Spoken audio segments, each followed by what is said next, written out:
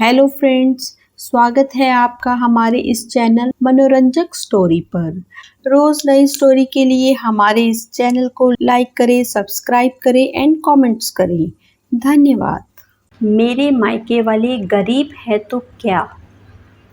आज उसने सोच लिया था कि अब अपनी सास को शिकायत का कोई मौका नहीं देगी। इसीलिए तो वह आज शॉपिंग कर आई थी।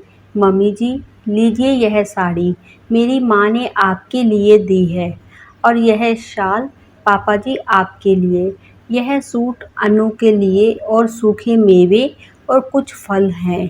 ठीक है अंजू, साड़ी तो अच्छी ही लग रही है।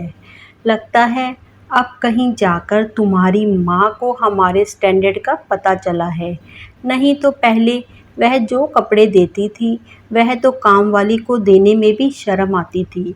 सुनकर अंजू का मन एकदम से बुझ गया।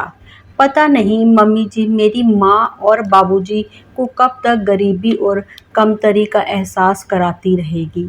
ऐसा ही तो होता आया था।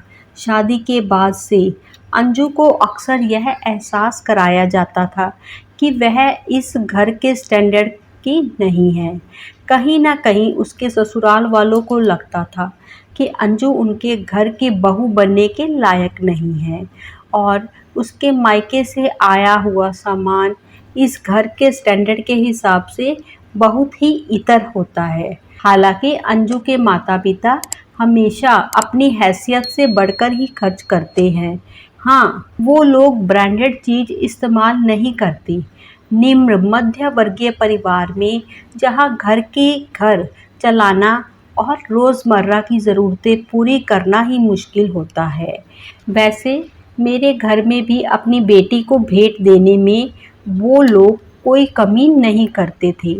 लेकिन अंजू यह अच्छी तरह जानती थी कि चाहे उसके माता पिता कितना भी खर्च क्यों ना कर लें, लेकिन उसकी सास और ननंदें किसी खास ब्रांड के ही कपड़े ही पसंद करती हैं और प्राइस टैग देखकर ही बात करती हैं। अंजू जब ब्याह कर ससुराल आई थी तब कई बार आश्चर्य से भर जाती थी यह देखकर कि जितना तो उसके महीने का खर्च था उतना तो उसकी नंदे एक ही दिन की शॉपिंग में उड़ा देती थी। पढ़ी लिखी और नौकरी पेशा थी अंजू। अंजू जिस बैंक में वह काम करती थी उसी बैंक में उसकी मुलाकात जतिन से हुई थी। 2-3 मुलाकातों में ही जतिन को अंजू बहुत पसंद आई थी, और फिर जब उससे कुछ ज़्यादा मिला तो उसके और भी कई सारे गुणों ने जतिन को इतना प्रभावित किया कि वह उसे प्रपोज कर बैठा। जतिन एक नामी बिजनेसमैन था।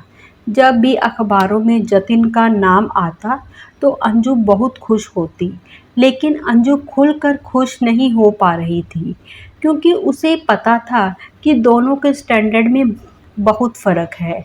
अतः जतिन के प्यार और विश्वास ने अंजू के मन में भी यह भरोसा दिला दिया कि स्टैंडर्ड से ऊपर नीचे होने के बावजूद उसकी शादीशुदा ज़िंदगी जतिन के साथ खुशहाल रहेगी, क्योंकि जतिन उससे सच्चा प्यार करता है और उसके मन में पैसे का ज़रा भी घमंड नहीं।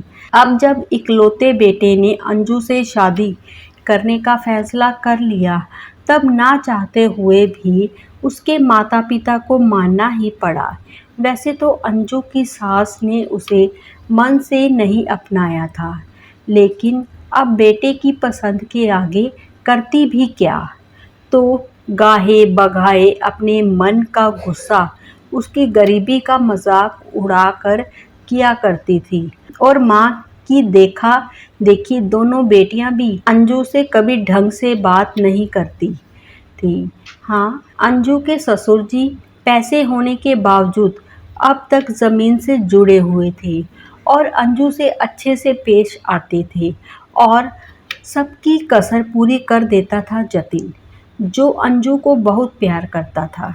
उसकी बाहों में आकर अंजू सास की तिरछी नज़र और चढ़ी हुई भौएं भूल जाती।